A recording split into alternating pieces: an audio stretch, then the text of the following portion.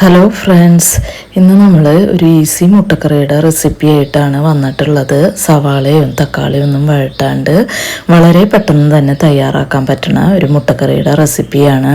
അപ്പം നമുക്ക് പെട്ടെന്ന് തന്നെ വീഡിയോയിലേക്ക് പോയാലോ. അതിനായിട്ട് ഞാനിവിടെ ഒരു കുക്കർ എടുത്തിട്ടുണ്ട്. അതിലേക്ക് ഒരു 4 സവാള കനം കുറച്ച് അരിഞ്ഞത് ചേർത്ത് കൊടുത്തിട്ടുണ്ട്. പിന്നെ ഒരു ചെറിയ കഷ്ണം ഇഞ്ചി ഞാൻ എടുത്തിട്ടുണ്ട്, അതൊന്ന് ചതച്ചിട്ട് ചേർത്ത് കൊടുക്കുന്നുണ്ട്.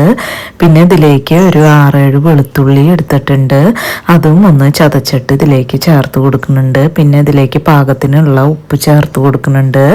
പിന്നെ ഒരു 1/4 ടീസ്പൂൺ മഞ്ഞൾപ്പൊടി, പിന്നെ ഒരു ടീസ്പൂൺ വെളിച്ചെണ്ണ ഒഴിച്ചു കൊടുക്കുന്നുണ്ട്. പിന്നെ ഇതിലേക്ക് ഒരു 1/4 കപ്പ് വെള്ളം ഒഴിച്ചിട്ട് ഇത് കുക്കറൊന്ന് അടുപ്പത്ത് വെച്ചിട്ട് 2 വിസിലടിച്ച് വേവിച്ചെടുക്കുന്നുണ്ട്. ഇനി ഇവിടെ ഒരു പാൻ അടുപ്പത്ത് വെച്ചിട്ടുണ്ട്. അതിലേക്ക് ഒരു 2 ടേബിൾ സ്പൂൺ വെളിച്ചെണ്ണ ഒഴിച്ചു കൊടുത്തിട്ടുണ്ട്. ഇതിലേക്ക് 2 വറ്റൽമുളക് പൊട്ടിച്ചിട്ടിട്ടുണ്ട്. പിന്നെ കുറച്ച് കരിവേപ്പില ഇട്ട് കൊടുത്തിട്ടുണ്ട്. പിന്നെ ഇതിലേക്ക് ഒരു 1/4 ടീസ്പൂൺ കാശ്മീരി ചില്ലി പൗഡർ ഇട്ട് കൊടുത്തിട്ടുണ്ട്. പിന്നെ ഒരു 1/4 ടീസ്പൂണിന് താഴെയായിട്ട് ഗരം മസാല പൗഡർ ഇട്ട് കൊടുത്തിട്ടുണ്ട്. പിന്നെ ഇതിലേക്ക് ഒരു 1/2 ടീസ്പൂൺ കുരുമുളകും ജീരകവും പെരിഞ്ജീരകവും കൂടി വറുത്ത് പൊടിച്ചിട്ടുള്ളത് 1/2 ടീസ്പൂൺ ചേർത്ത് കൊടുത്തിട്ടുണ്ട്. നന്നായിട്ടൊന്ന് മിക്സ് ചെയ്ത് കൊടുക്കുക.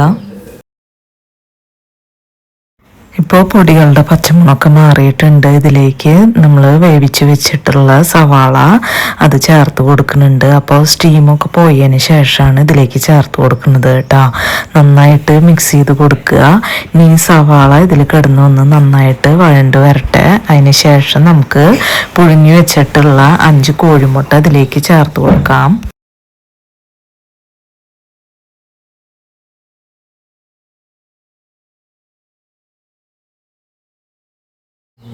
ഇപ്പോൾ ഗ്രേവിയൊക്കെ ഇവിടെ ഒന്ന് കുറുകി വന്നിട്ടുണ്ട്. ഇതിലേക്ക് പുഴുങ്ങി വെച്ചിട്ടുള്ള മുട്ട ഞാൻ ചേർത്ത് കൊടുക്കുന്നുണ്ട്.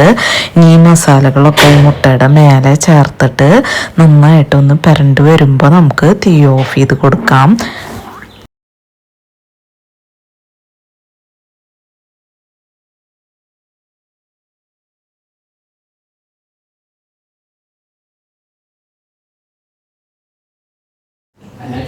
ഇപ്പം നമ്മുടെ ഈസി മുട്ടക്കറി ഇവിടെ റെഡി ആയിട്ടുണ്ട്. അപ്പത്തിൻ്റെ കൂടെയും ദോശയുടെ കൂടെയൊക്കെ കഴിക്കാനായിട്ട് അടിപൊളി ടേസ്റ്റിലുള്ള മുട്ടക്കറിയാണ്.